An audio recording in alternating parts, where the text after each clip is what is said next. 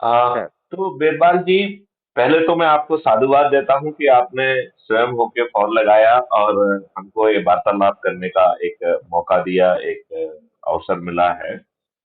मैं भी अ, आभारी हूँ मु- सर, आपका आभारी हूँ। आपने मुझे सुन रहे हो और मेरी बात को, मेरा कहने को अवसर दे रहे हो मुझे। देखिए, हम जो है इतने ऊंचे ऊंचे पदों पर रहे हैं, जी। ना तो हमको खुद बात समझ में आई और ना ही हमने जनता को बता पाई। सर। अदरवाइज ये बताइए, हम और आप सबको मालूम है कि जो आज नियम कानून हमारे ऊपर थोपे हुए हैं, सर। वो अंग्रेजों ने बहुत ही दुष्टतापूर्वक बनाए थे, हम जी भारतीयों में हीन भावना पैदा करने के लिए, हमें जी जी प्रताड़ित जी करने के लिए, हमें अपमानित करने के लिए और हमें पृथ्विया में फंसाए रखने के लिए। जी बिरबल जी, मैं आपसे ये कहता हूँ कि देखिए, अदरवाइज आप एक जी छोटा सा अपराध है जिसमें जी तीन चार बयान है, एक आध मेडिकल हो सकता है, एक आध दस्तावेज हो सकता है, वो जी। एक दिन में क्यों डिसाइड नहीं हो सकता? उसमें ऐसी क्या क्लिष्टता है कि हम उसे एक दिन में निर्णित ना कर पाए? करना चाहिए, और कुछ चीज़ों के लिए तो टाइम फिक्स भी होना चाहिए सर, कि भाई इतना ही टाइम लिया जाएगा। मैं तो एग्री क्राइम, करता हूँ। हाँ, मतलब crime. Legally time time fix होना चाहिए। टाइम में फिक्स नहीं होने से जस्टिस इतना डिलेड होता है, और जितना डिलेड होता है डिनाइड होता है जस्टिस।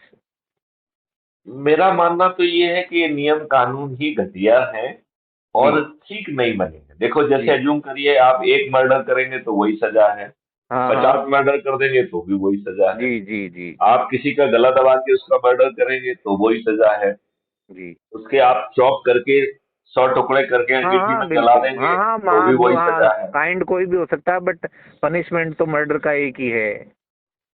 तो आपको नहीं लगता है कि जैसे कि अमेरिका और बाकी जगह है, जी मुझे लगता है कि हमें डिफरेंट तरीके की जो प्रक्रिया के हिसाब से, उसमें कितना जो है दृढ़ता है, उस सब के हिसाब से हमें अपने नियम कानून बदलना चाहिए।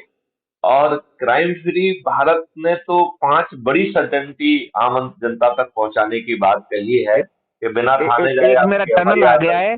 मैं वे हाँ, में हूँ, द वे हूँ, हो सकता है डिस्कनेक्ट भी हो जाए, लेकिन अपन कंटिन्यू करते हैं। जी सर, फरमाएं। अच्छा।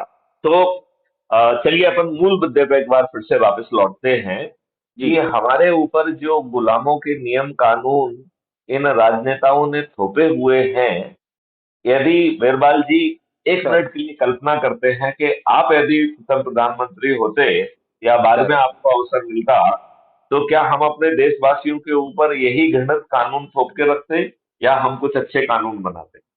नहीं, हमें अच्छे कानून बनाने भी चाहिए, और बनाते भी अगर अवसर मिलता तो नो डाउट कुछ ऐसे कानून बनाते जिससे जस्टिस बड़ा स्पीडी होना चाहिए, टाइम फिक्स्ड होना चाहिए।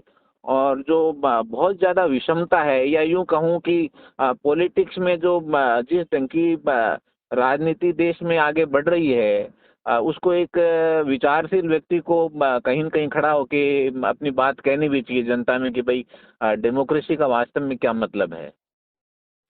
आप बिल्कुल ठीक कह रहे हैं। हाँ। और इन लोगों ने अपने लिए ज्यादा घृणित कानून बनाए हुए हैं। जी देखिए, इस देश में चपरासी बनने के लिए जी। उसके साक्षरत होना चाहिए, साक्षर होना चाहिए, पुलिस से क्लियरेंस रिपोर्ट मिलना चाहिए। हाँ हाँ। उसी देश में जी। कानून का निर्माता और हमारे भाग्य विधाता बनने के लिए अनपढ़, गंवार, बाहुबली और अपराधी। और अब तो स्थिति इतनी खराब हो गई कि अपराधियों को ही प्रेफरेंस दे रहे हैं। मेरे ख्याल से आपको ये जानकारी होगी हाँ कि हाँ, उत्तर वो प्रदेश का। जो जनप्रतिनिधियों का जो डाटा आता है, उसमें जी। आता है कि भाई इतने परसेंट क्रिमिनल्स हैं जिन पे आपराधिक मुकदमे हैं। अब प्रणाली अपनी ऐसी है, जो आपने फरमाया कानून की, कि उसका कहीं न कहीं लूप होल या उसका मिसयूज या वो करते हैं।